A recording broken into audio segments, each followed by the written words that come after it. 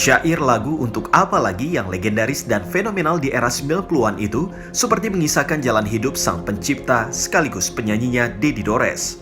Ia 3 kali harus berteman sepi lantaran 3 kali gagal membina rumah tangga. Dan lirik lagu yang menyeratkan kisah hidup Dedi Dores lantaran terus gagal dalam pernikahan membuat sang putra Kelvin Dores rela angkat kaki dari rumah mewah di kawasan Hang Tuah, Jakarta Selatan serta tinggal di kosan lantaran tak tahan menyaksikan kehancuran rumah tangga orang tuanya. Tapi, meski tinggal di kosan sempit, Kelvin tentunya tak melewati hari-hari seperti di kontrakan 3 petaknya kini. Dengan kondisi ekonomi sang ayah yang serba berkecukupan, Kelvin tentunya tinggal di kosan mewah kawasan Radio Dalam, Jakarta Selatan. Dan kisah tentang hengkang dari rumah akibat perceraian orang tua serta tinggal di kos saat masih SMP terekam jelas dalam ingatan Kelvin. Lebih dari itu, inilah kepingan kenangan hidup dalam kondisi serba berkecukupan. Waktu itu di Hang Tuah Jakarta Selatan, saya ngekos di Radio Dalam, saya keluar. Dari rumah itu saya sendiri aja. Alasannya kenapa tuh keluar? Jarang ketemu bapak kan, bapak sibuk banget waktu itu. Terus sibuk pasca juga cerai sama mama juga kan waktu itu. Jadi rumah tangga keluarga ini lagi goyang banget Pada saat itu. Jadi saya nggak mau pusing, akhirnya saya keluar dari ranah itu, saya ke Radio Dalam. Begitu fenomenalnya Dedi Dores berlimpah materi. Pada simpul ini, Kelvin mengingat dengan jelas sang ayah memiliki rumah mewah di beberapa titik di Jakarta, seperti kawasan Senopati, Jakarta Selatan, serta Meruya, kawasan Jakarta Barat, hingga beberapa apartemen di kawasan elit. Lantas, bagaimana nasib semua warisan itu? Kelvin sendiri tak mengurainya, meski ingatan merekam dengan jelas potret rumah mewahnya dengan lantai berlapis karpet mewah, hingga kenangan saat melihat sebuah apartemen yang dulu pernah ia tinggal. Di Cibulan kan dulu pernah ada rumah di daerah Senopati lah. Senopati ada, di Meruya ada, tapi yang mewah sih di Meruya. Itu tahun 90-an kalau nggak salah. Saya rasa sih waktu itu dulu yang lantai rumah yang ada karpetnya cuman hotel doang kayaknya ya. Iya, di mana hotel. Tapi di rumah saya ketika buka pintu udah karpet full. Iya. Tangga muter kristal, masih ingat tuh saya posisinya masih ingat. Di bawah tangga ada meja bartender gitu, buat nongkrong gitu sih. Ya kayak gitu aja sih. Gue jadi ingat review memori. Ya Allah, gue dulu di lantai segini kamar gue. Gue sekarang jadi di sini ya gitu loh. Jadi kayak film banget gitu mas, kayak film banget gitu loh. Kenangan selalu membawa serta perasaan melankoli, tapi Kelvin mencoba menepis perasaan itu. Dengan tegar, ia berusaha menerima takdir dengan menghadapi badai dahsyat yang menghantam kehidupannya. Dan rasanya badai hidup yang kini mengombang-ambingkan Kelvin hingga menghempasnya di tepian pantai Nestapa sempat mengalut dalam lirik lagu Badai Berlalu milik sang ayah. Dan tiada yang menolong, Kelvin merasakan apa yang dituangkan dalam lirik lagu ciptaan sang ayah itu. Sengsara hidup di kontrakan 3 petak dengan cat tembok yang sudah kusam makin mengharu biru lantaran menyaksikan betapa kontrasnya masa kecilnya dulu dengan sang buah hati kini. Yang makin mengiris hati Kelvin lantaran ketika kecil dulu ia tinggal menunjuk mainan pada sang ayah.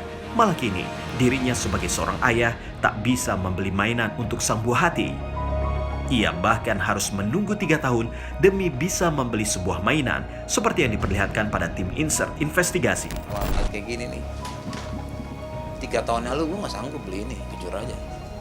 Mahal ini buat gue, ya kan? Tapi gue ngerasa, kasihan ya Allah, dulu gue mah tinggal nunjuk kayak gini. Beliin, dibeliin. Kayak sekali waktu gue lagi ada rezeki, gue ajak aja ke anak gue. Gue tunggu di kasir, ambil mau apa aja ambil, gitu aja gitu. Padahal gue juga nggak percuma, gue udah perhitungan kan, paling mainan segini pikir gue gitu kan. Bahkan untuk makan di sebuah restoran cepat saji saja sudah seperti barang mewah buat Kelvin dan keluarga kini. Betapa inilah potret hidup yang teramat memprihatinkan ketika disandingkan dengan kenyataan hidup saat masih ada sang ayah dulu. Rasain yang dia nggak ngerasain gitu. Dia biasa, anakku tuh biasa beli baju, beli makanan, mainan, jadi emperan, jujur aja. Justru terbalik sama gua. Itu malah gua sampai posting di Instagram waktu itu. Kita cuma makan di restoran yang menengah ke bawah lah, fried chicken, ada badutnya, itu aja dia udah seneng banget mas. Betapa gue foto sambil gue ngeliat dia, ya Allah kasihan banget anak gue ya, gue sampai ngomong gitu. Tapi Kelvin bersabar dan tabah. Ia yakin ada mentari di balik kelamnya derita hidup ini. Keyakinan Kelvin ini bersumber dari pesan terakhir sang ayah di sebuah kamar hotel kawasan Bandung 3 hari sebelum menghembuskan nafas terakhir. Kali itu Dedi Dores berpesan bahwa Kelvin harus bersabar dan tabah agar nantinya akan raih sukses besar, bahkan melebihi kesuksesan yang telah digapai sang ayah di panggung hiburan.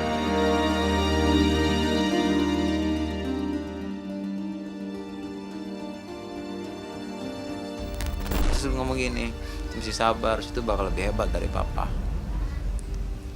Itu doang tuh, gue masih, dan gue anehnya sampai sekarang, gue sih nggak, semua anak almarhum papa semua disayang papa, tapi dari sekian anak-anaknya papa yang paling disayang gue. Tuh yang anehnya buat gue sampai sekarang tuh gue masih bertanya-tanya.